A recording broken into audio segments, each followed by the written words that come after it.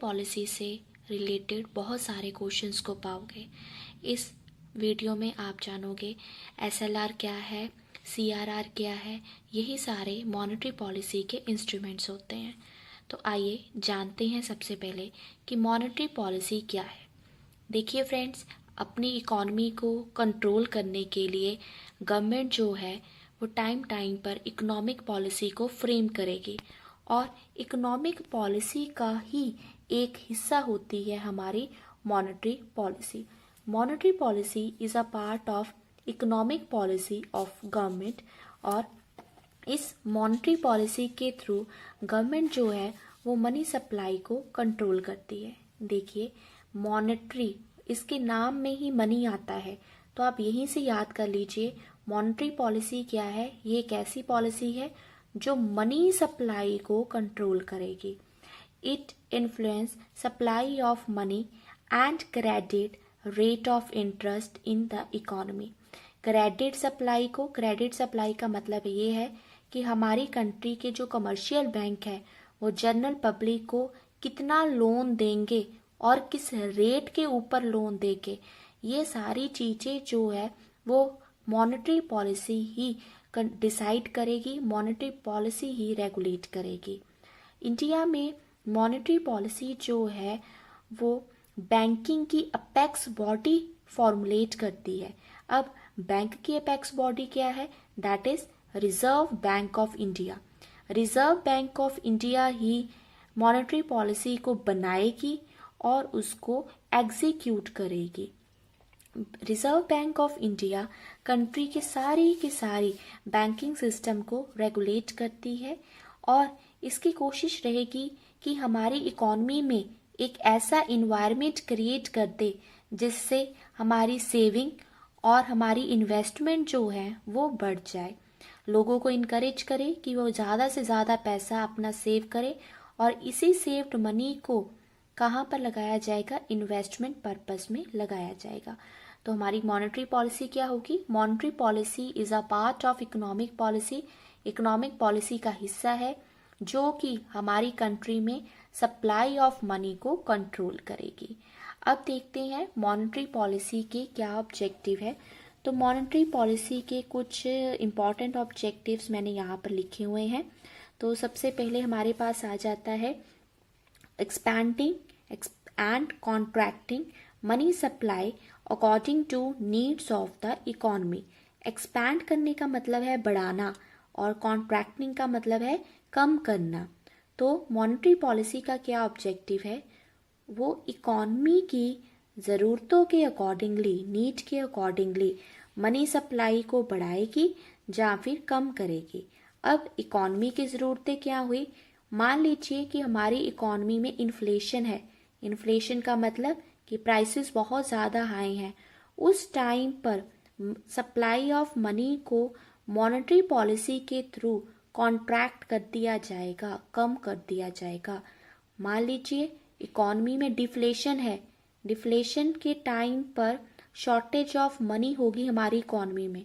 उस टाइम पर monetary policy के थ्रू सप्लाई ऑफ मनी को एक्सपैंड कर दिया जाएगा, यानी कि बढ़ा दिया जाएगा। अब किस तरह से किया जाएगा मॉनेटरी पॉलिसी में, ये हम आगे की वीडियो में देखेंगे। आगे चलते हैं। दूसरा ऑब्जेक्टिव है मेंटेन प्राइस स्टेबिलिटी।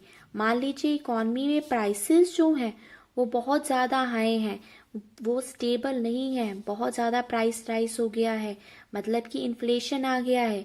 उस टाइम पे गवर्नमेंट मॉनेटरी पॉलिसी को एज अ इंस्ट्रूमेंट यूज़ करेगी और प्राइसेस को कंट्रोल करने की कोशिश करेगी। अगला पॉइंट देखिए, make available credit for economic growth of the country. Monetary policy में ही डिसाइड किया जाता है कि हमारी इकोनॉमी में जनरल पब्लिक के हाथों में कितना पैसा देना है। पैसा किस तरह से आएगा? लोग बैंक से लोन अप्लाई करेंगे और बैंक एक पर्टिकुलर इंटरेस्ट रेट के ऊपर लोगों को लोन प्रोवाइड करेगा, क्रेडिट प्रोवाइड करेगा। अब किस रेट के ऊपर लोगों को लोन देना है, उनसे क्या इंटरेस्ट चार्ज करना है, ये सारी चीज़ें इकोनॉमिक पॉलिसी में डिसाइड की जाएंगी हमारी मॉनेटरी पॉलिसी में डिसाइड की जाएंगी। अगला ऑब्जेक्टिव देखिए, promote saving and investment by regulating rate of interest on deposit. लोगों की सेविंग्स को बढ़ाने की हैबिट को इनकरेज किया जाएगा।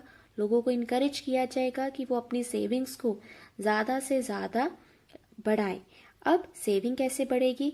मान लीजिए जो पैसा हम बैंक में डिपॉजिट करते हैं उसके ऊपर इंटरेस्ट रेट बढ़ जाता है, मतलब कि पैसा डिपॉजिट करने पर बैंक हमें ज़्यादा इंटरेस्ट देगा, तो हम क्या करेंगे? हम इनकरेज हो जाएंगे, मोटिवेट होंगे कि हम अपना पैसा ज़्यादा से ज़्यादा सेव करें। इसी सेव्ड पैसे को बैंक उन लोगों को दे देगा जो कि आगे बिजनेस पर्पस में इन्वेस्ट करना चाहते हैं, अपने बिजनेस में इन्वेस्ट करना चाहते हैं। इस तरह से हमारी इकॉनमी जो है वो ग्रोथ करेगी। तो ये सारे इम्पॉर्टेंट ऑब्जेक्टिव होंगे हमारी मॉनेटरी पॉलिसी के। दोबारा रिवाइज कर लेते हैं। मॉनेटरी पॉलिसी जो है वो मनी सप्लाई को एक्सपेंड करेगी, कॉन्ट्रैक्ट करेगी, इकॉनमी की ज़रूरतों के अकॉर्डिंगली इन्फ्लेशन के ऊपर कंट्रोल करेगी, और इकॉनमी में कितना क्रेडिट होना चाहिए उस चीज़ के ऊपर भी कंट्रोल रखा जाएगा मॉनेटरी पॉलिसी के थ्रू ही। फिर मॉनेटरी पॉलिसी जो है हमारी सेविंग, हमारी इन्वेस्टमेंट को प्रमोट करेगी, बढ़ावा देगी, और ये बढ़ावा किस तरह से मिलेगा? बैंक रेट में चेंजेस लाकर। और बैंक रेट में चेंजेस जो आएंगे वो मॉनेटरी पॉलिसी के थ्रू ही लेकर आए जाएंगे। अब हम देख लेते हैं कि क्रेडिट कंट्रोल के लिए मॉनेटरी पॉलिसी में कौन कौन से इंस्ट्रूमेंट्स को यूज़ किया जाता है। तो हमारे पास दो तरह के इंस्ट्रूमेंट्स होते हैं, क्वांटिटेटिव एंड क्वालिटेटिव। क्वांटिटेटिव में सबसे पहले आ जाता है बैंक रेट। बैंक रेट क्या है? ये वो रेट है जिसके ऊपर आरबीआई कमर्शियल बैंक की जो बिल्स हैं उनको डिस्काउंट करेगी। Rate at which RBI discount और rediscount the bill of commercial bank. अब अगर तो बैंक रेट हमारा बढ़ जाएगा, उससे क्या होगा? जब भी कमर्शियल बैंक आरबीआई से अपने बिल डिस्काउंट करवाएगी तो उनको महंगे रेट के ऊपर अपने बिल को डिस्काउंट करवाना पड़ेगा। मतलब ये हुआ कि आरबीआई कमर्शियल बैंक को कम पैसे देगी। अगर उनको कम पैसे देगी तो कमर्शियल बैंक क्या करेगी? वो आगे जब लोगों को लोन देगी और उनसे इंटरेस्ट चार्ज करेगी तो वो हाई रेट के ऊपर इंटरेस्ट चार्ज करेगी। इन शॉर्ट हम ये कह सकते हैं कि जब भी बैंक रेट बढ़ेगा तो कमर्शियल बैंक भी अपना इंटरेस्ट रेट जो है बढ़ा देंगे लोन के ऊपर। अगर लोन महंगा हो जाएगा तो लोग कम लोन के लिए अप्लाई करेंगे। इस तरह से हमारी इकॉनमी में जो क्रेडिट है वो कम हो जाएगा। So credit in the economy, there will be situation of contraction of credit in the economy. इसके ऑपोजिट देखें, अगर आरबीआई ये चाहती है कि हमारी इकॉनमी में मनी सप्लाई बढ़ जाए तो वो क्या करेगी? बैंक रेट को कम कर देगी। अगर बैंक रेट कम हो जाएगा तो कमर्शियल बैंक भी लोगों से low rate of interest charge करेगी।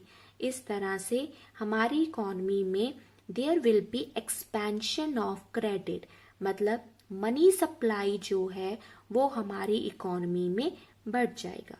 तो बैंक रेट क्या है? वो रेट है जो कि आरबीआई चार्ज करती है कमर्शियल बैंक से। अगला पॉइंट करते हैं हम। Next point is statutory liquidity ratio. इसको एसएलआर भी कहते हैं। और ये क्या रेशो है? A certain percentage of deposit is to be kept by bank itself in the form of liquid asset. देखिए, हमारी कंट्री में जितने भी कमर्शियल बैंक है उन्हें अपने डिपॉजिट का एक फिक्स परसेंटेज जो है अपने पास रखना पड़ता है। एक फिक्स परसेंटेज वो अपने पास रखेगी। इसका मतलब कि वो पैसा जो कि अपने पास रखेगी वो एज अ लोन लोगों को नहीं दे सकती। अब ये लिक्विड एसेट कौन सी होती हैं? गवर्नमेंट सिक्योरिटी और ट्रेजरी बिल, टी बिल्स होंगे, गवर्नमेंट सिक्योरिटी होंगी। इसकी फॉर्म में अपने डिपॉजिट का कुछ हिस्सा जो है कमर्शियल बैंक को अपने पास रखना पड़ता है। जितनी ज़्यादा SLR होगी उतनी ही कैपेसिटी कमर्शियल बैंक की कम हो जाएगी लोन देने की। देखिए, चेंज इन द SLR, अगर SLR बढ़ जाता है तो इम्पैक्ट ऑन बैंक इंटरेस्ट भी बढ़ जाएगा। बैंक इंटरेस्ट क्यों बढ़ गया है? क्योंकि अब कमर्शियल बैंक की कैपेसिटी लोन देने की कम हो गई है। अब अगर SLR बढ़ गया, बैंक इंटरेस्ट बढ़ गया, तो मनी सप्लाई इकोनॉमी में कम हो जाएगा। There will be contraction of money supply in the economy. अगर SLR कम हो जाएगा तो बैंक इंटरेस्ट भी कम हो जाएगा। क्यों? क्योंकि अब कमर्शियल बैंक की कैपेसिटी लोगों को लोन देने की वो बढ़ गई है। SLR कम हुआ, बैंक इंटरेस्ट कम हुआ, तो इसका पॉजिटिव इम्पैक्ट होगा मनी सप्लाई के ऊपर। कहने का मतलब ये है कि मनी सप्लाई जो है वो हमारी इकोनॉमी में बढ़ जाएगी।